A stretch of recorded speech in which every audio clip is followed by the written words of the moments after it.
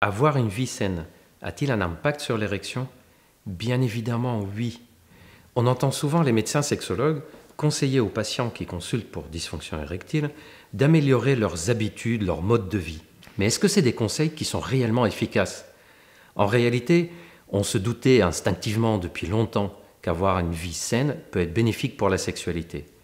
Et en plus, depuis une quinzaine d'années, on a accumulé les preuves scientifiques qui prouvent que modifier les habitudes de vie quotidienne a un impact positif sur l'érection.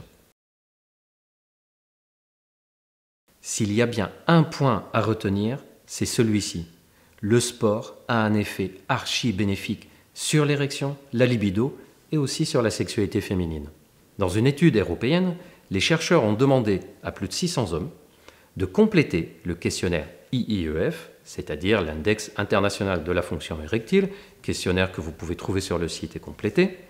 Et en parallèle, ils ont observé leur activité physique et sportive. Le résultat fut sans appel. Plus les hommes avaient une activité sportive, plus le score de leur fonction érectile était bon. En d'autres termes, non seulement le sport donne une meilleure qualité de l'érection, mais ça dépend en plus de la dose de sport qu'on fait, c'est-à-dire plus on va faire et plus on va améliorer l'érection. Vous pouvez pratiquer le sport que vous voulez. De préférence, choisissez un sport que vous aimez bien. Comme ça, en plus d'avoir les bénéfices de l'activité sportive, vous aurez le plaisir de le pratiquer. Même une simple marche serait suffisante. En réalité, on estime que le bon tempo serait 2 à 4 séances par semaine, et chaque séance d'une durée de 30 à 60 minutes. En effet, le sport est bénéfique, mais plus on le pratique de façon régulière, et plus il le sera. Mais rassurez-vous, même si vous en faites un tout petit peu, ça sera déjà mieux que de ne pas en faire du tout. Le bon régime pour avoir une bonne érection pourrait être résumé par moins de sucre, moins de graisse, moins de sel.